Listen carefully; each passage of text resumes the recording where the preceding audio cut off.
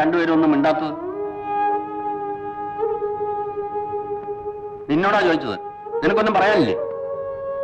അപ്പൻ എല്ലാം അറിഞ്ഞില്ലേ? അറിഞ്ഞു.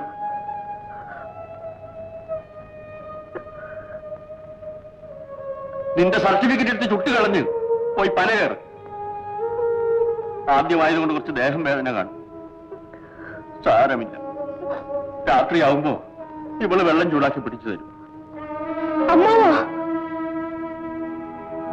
കൊട്ടും കുറവയൊന്നും ഇല്ലാതെ ഇന്ന് എന്റെ മോൻ നിന്റെ കഴുത്തിൽ താലി കെട്ടിയതായി കരുതിക്കോ. വേണ്ടമ്മാവ, വേണ്ട. ഇനിയും എന്നെ കഷ്ടപ്പെടുത്തരുത്. മോളെ, പണ്ട് എന്നെ ഒരു പേപ്പട്ടി കടിച്ചു. എന്റെ അപ്പൻ അതിനെ തല്ലിക്കൊന്നു. എന്നെ തല്ലിക്കൊല്ലാതിരുന്നതിന്റെ കാരണം എന്താ? അപ്പൻ അറിയാമായിരുന്നു ഞാൻ തെറ്റൊന്നും ചെയ്തിട്ടില്ല.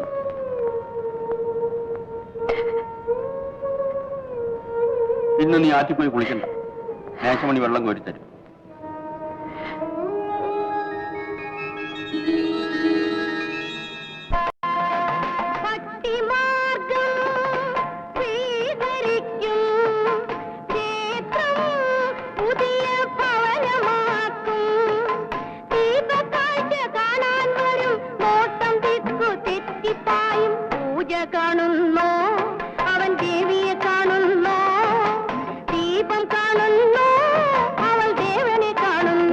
അപ്പോ വരാറുണ്ടോ?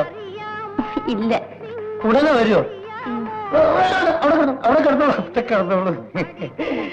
ഈ നാട്ടിൽ പരിഷ്കാരമുള്ള വീടെന്ന് പറയും ഇത് മാത്രമേ ഉള്ളൂ. കയ്യിൽ കാശുണ്ടെങ്കിൽ പരിഷ്കാരം കാണിക്കാം. അതില്ലാത്ത കുത്തി വല്ലതും പറഞ്ഞുണ്ടോ?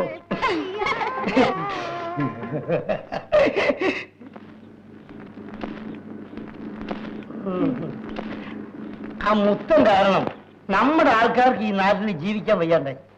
നിന്റെ അപ്പൻ ഒരാൾ വിചാരിച്ച അവൻ തോൽപ്പിച്ചാണ് കിടക്കുക. അപ്പം പറഞ്ഞ ഈ നാട്ടിലൊരു വിലയുണ്ട്. ആ വിലയുണ്ട്. ആ വില ഉപയോഗിക്കണമെന്ന് പറയാനാണ് ഞാനിങ്ങോട്ട് വന്നത്.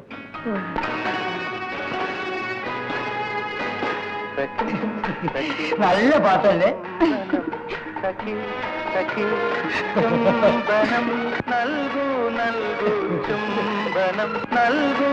ചിലപ്പോ അങ്ങനൊരു കുഴപ്പമുണ്ട്. വേണ്ട വേണ്ട, ആ കുഴപ്പം എനിക്ക് ഇഷ്ടമാണ്. അങ്ങനെ തന്നെ ഇരിക്കട്ടെ.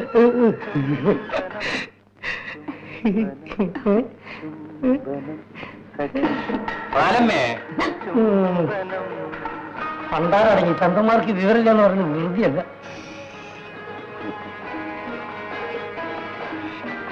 എന്താ പാലയ്യ വിശേഷം? ആ മുത്തിനെ നമുക്കൊന്ന് ശരിപ്പെടുത്തണം. അതിനെപ്പറ്റി ആലോചിക്കാനാണ് ഞാൻ വന്നത്. ശരിയാണ്, അവനെ ഇങ്ങനെ വിട്ടാ പറ്റില്ല.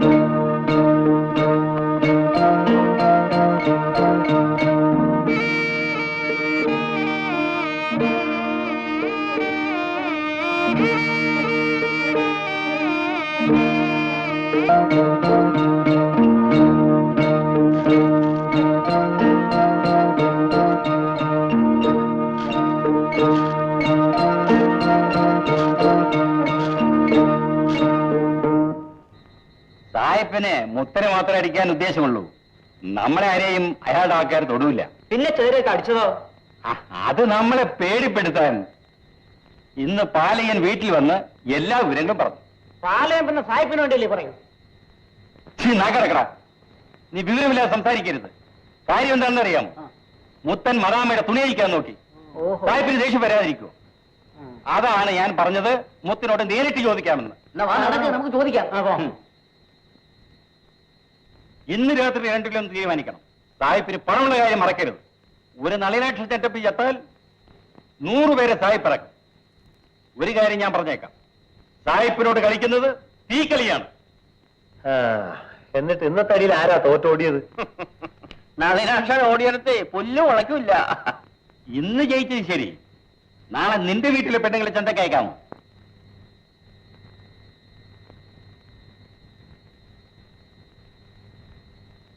എന്താ ഒന്നും മിണ്ടാത്തത്? മിണ്ടാനൊന്നും ഇല്ലാഞ്ഞിട്ട് തന്നെ. ഉയരിനെ പറ്റി നമുക്ക് ഒളിച്ചടക്കാനൊക്കില്ല. ഇവിടെ സമാധാനം വേണം. നിങ്ങൾക്ക് അറിഞ്ഞുകൂടെ, ഒരു ദിവസം കരിപ്പറ്റി വിറ്റില്ലെങ്കിൽ പകുതി വീട്ടുകാർ പട്ടിണിയാവും. അതിനിപ്പോ എന്ത് വേണം?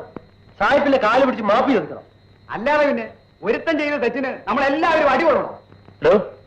ഒരുത്തനാണോ അതോ ഒരുത്തിയാണോ തെറ്റിയതെന്ന് താൻ കണ്ടോ? കണ്ടത് മാത്രമല്ല, കേട്ടത് വിശ്വസിക്കാം. ഇല്ലെങ്കിലേ ഒരുത്തനും തന്തയില്ലെന്ന് പറയേണ്ടി വരും.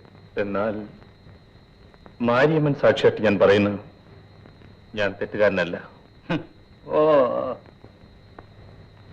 തന്റെ ചെരിയുടെ അർത്ഥം എനിക്ക് മനസ്സിലാവുന്നുണ്ട്. തന്റെ വാ തുറന്ന് പറയാമോ ഞാൻ തെറ്റുകാരനാണെന്ന്? ആ നിമിഷം വരെ പല്ലടിച്ചാൽ താഴെ നല്ല കൂട്ടായി നമ്മളെ തല്ലിന് കാര്യം ചോദിക്കാൻ ഞാൻ സമാധാനപ്പെടാം. പക്ഷെ ഇവരെ അക്ഷരം വേണ്ടി പോരുത്. കരിപ്പെട്ടി എങ്ങനെ വിൽക്കാമെന്ന് പറ. അതാണ് ഇപ്പൊ അറിയേണ്ടത്. നിന്നെ ഈ നാട്ടിൽ നിന്ന് പറഞ്ഞു വെച്ചാലേ സായിപ്പ് കരിപ്പെട്ടി വാങ്ങും. അങ്ങനെയാണെങ്കിൽ സായിപ്പ് കരിപ്പെട്ടി വാങ്ങണ്ട. നമ്മൾ പിന്നെ പട്ടിണി കിട്ടുന്നത് യാകണം. മുഴുവൻ കരിപ്പട്ടിയും ഞാൻ വിലക്കെടുക്കാം.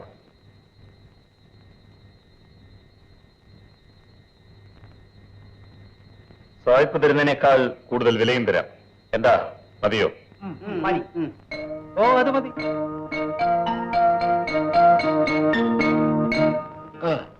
ഇനി നിന്റെ പ്രമാണം തരൂ.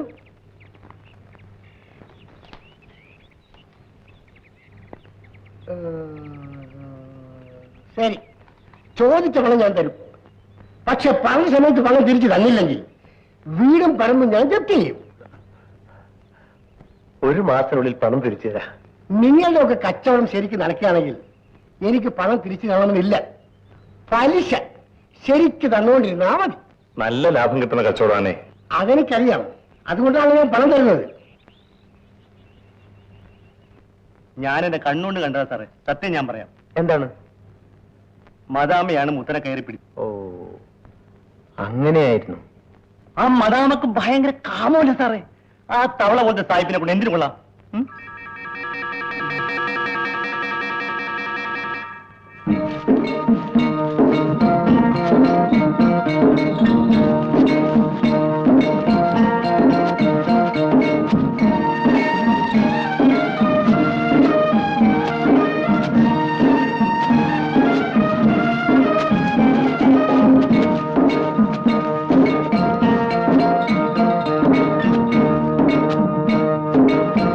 അടിക്കതല കെട്ട്.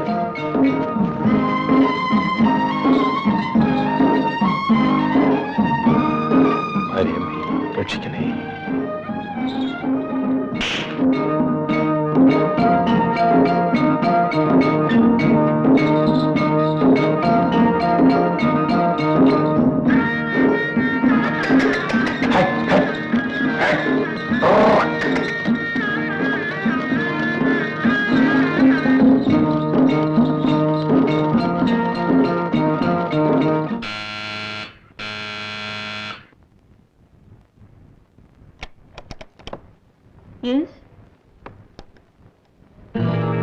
മിസ്റ്റർ കെന്നത്തുണ്ടില്ലേ? ഇല്ല, ടൗണിൽ പോയിരിക്കാണ്. നാളെ ഉച്ചയ്ക്ക് വരൂ. എന്റെ ഭാഗ്യം. എന്താ? മിസ്സിസ് സിന്ധ്യയെ അല്ല, മിസ്സിസ് കെന്നത്തിനെ ഈ വേഷത്തിൽ എനിക്ക് കാണാൻ കഴിഞ്ഞല്ലോ. സണ്ണി, തെറ്റാണെന്നറിയാം. എങ്കിലും നിങ്ങളുടെ സൗന്ദര്യം എനിക്ക് ശ്രദ്ധിക്കാതിരിക്കാൻ കഴിയുന്നില്ല. വാതിലടച്ചേക്കാം, ആരെങ്കിലും കാണും. നിങ്ങൾ എന്താ ചെയ്യുന്നത്? ഞാനൊരു ഭീരുവായിപ്പോയി. അല്ലെങ്കിൽ നിങ്ങളെ കൈകൾ കൊണ്ട് കോരിയെടുത്ത് കിടക്കയിൽ കൊണ്ടിട്ടേൻ. പറയേണ്ടതൊക്കെ പറഞ്ഞു കഴിഞ്ഞു. ഞാൻ വന്നത് സംസാരിക്കാനല്ല.